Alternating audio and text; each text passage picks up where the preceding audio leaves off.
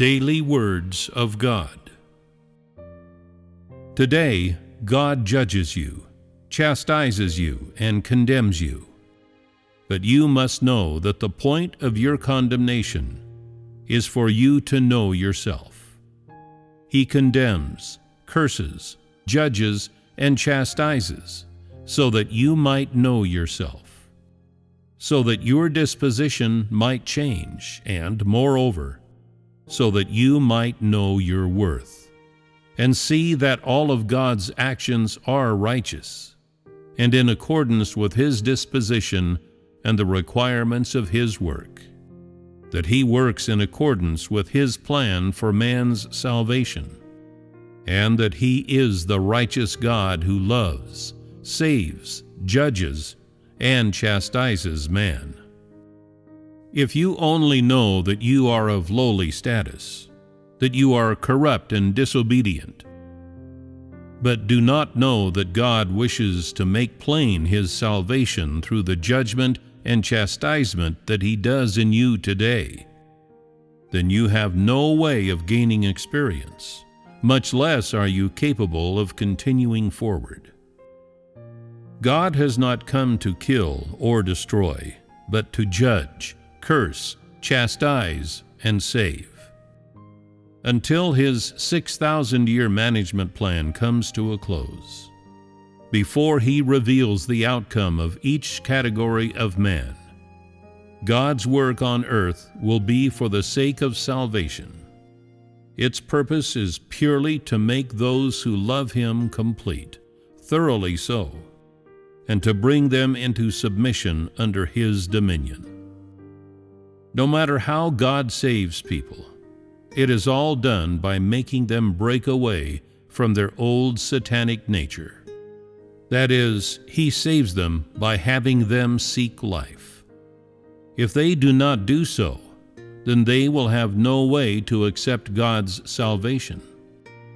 Salvation is the work of God Himself, and the seeking for life is something that man must take on in order to accept salvation.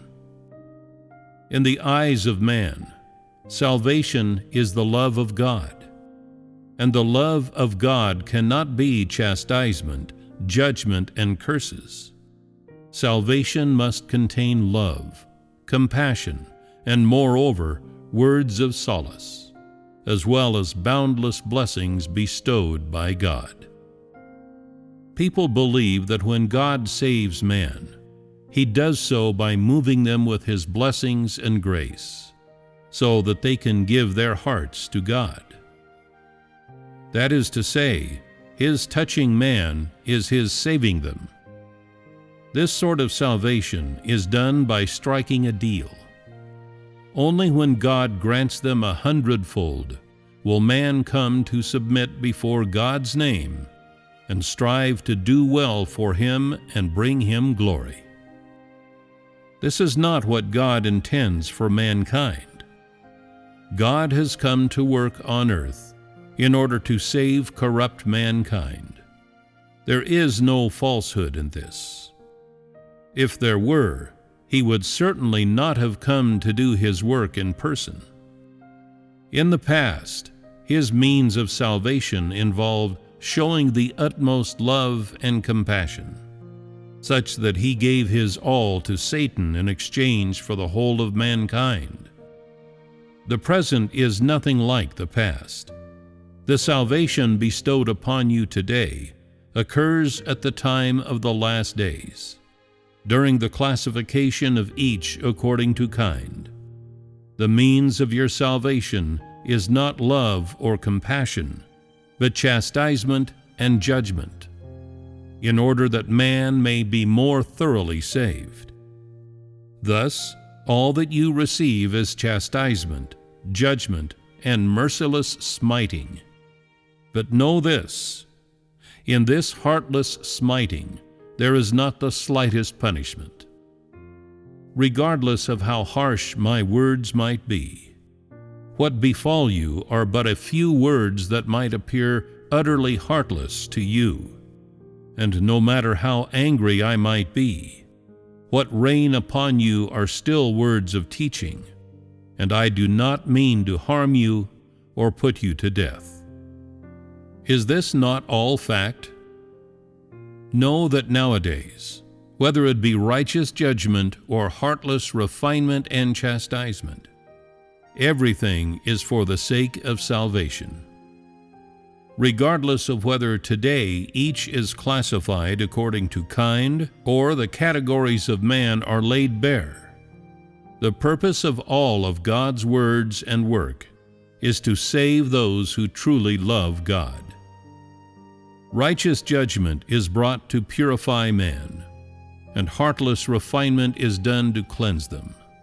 Harsh words or chastening are both done to purify and are for the sake of salvation. Thus, today's method of salvation is unlike that of the past.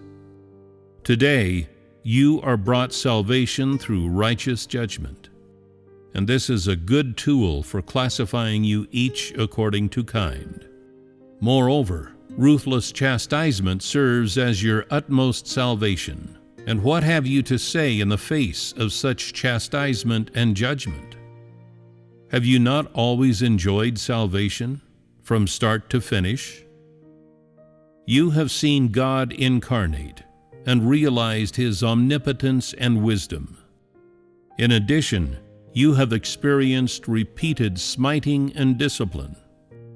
However, have you not also received supreme grace? Are your blessings not greater than those of anyone else? Your graces are more bounteous even than the glory and riches enjoyed by Solomon. Think about it. If my intention in coming were to condemn and punish you rather than save you, could your days have lasted so long? Could you sinful beings of flesh and blood have survived until today?